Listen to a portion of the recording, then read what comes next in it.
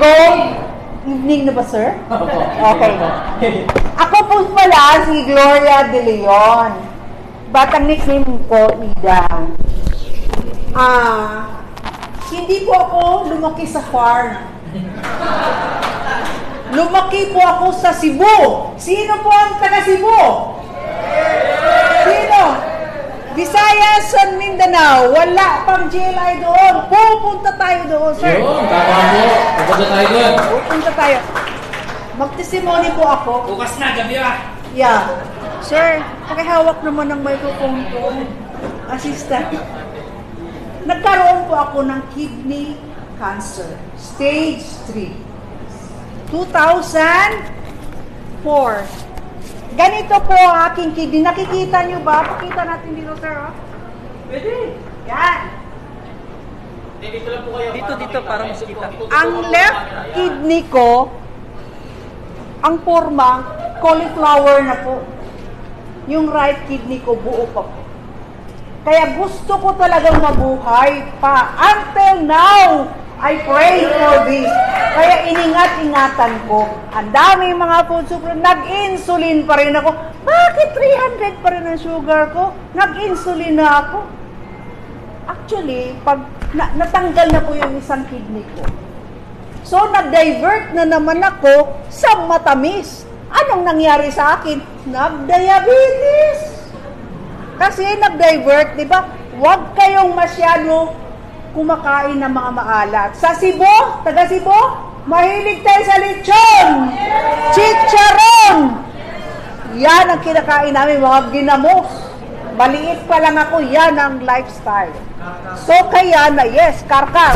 Kaya nagkaroon ako ng kidney cancer, stage 3. Umiyak ako, sabi ko, Panginoon, bago ako pumasok sa operating room, sana kung buhayin mo ako, huwag akong mag-dialysis.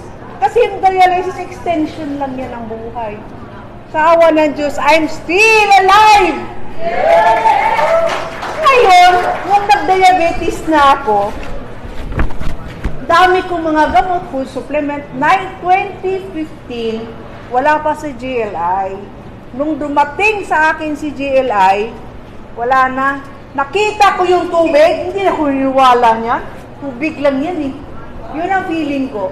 Ininom ko talaga. Diniretso ko yung 900 ppm. Para makita nila ang ebidensya. Ito, anong nangyari sa akin? Ang sugar ko, 110. Diniretso ko yan.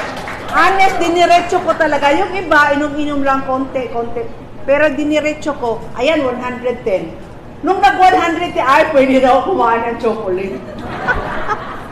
Okay, kung diabetic ka, magkaroon ka rin ng glaucoma. Ito po ang aking mga mata.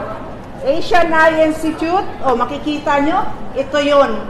Yung doktor na yon, dahil ano pa ang mga gamot, binigyan ako ng mga gamot, tag 2,000, napakaliit.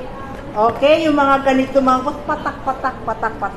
Ang ginawa ko, nung nalaman ko na sa GLI, apay natakan ko na tubig, oy, ang mata ko, ala, tubig, patak. Pero, ngayon may tonic na rin. Pinatakan ko rin ang mata ko. Ito yon, ginagamit namin. Ayan, no? Ginagamit namin, patak-patak sa mata, ganon. Tapos, ano pang sabi nila? Mugwapa kuno kaday. Oh, pag meron ka nito, you will look young. Guys, 66 na po ako. Oh. Dami nagsabi, uy, 66 ka? Yes, 3 years from now, mag-70 na ako. Pero look at me, sir, maniwala ka ba, sir? Parang 18 lang. Parang 65 lang po. Ganun ba, sir?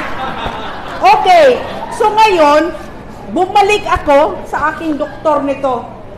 Sabi niya, bakit mababa ang pressure ng mata mo?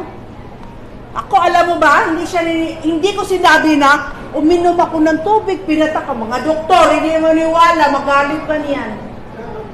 Kaya hindi ko sinabi.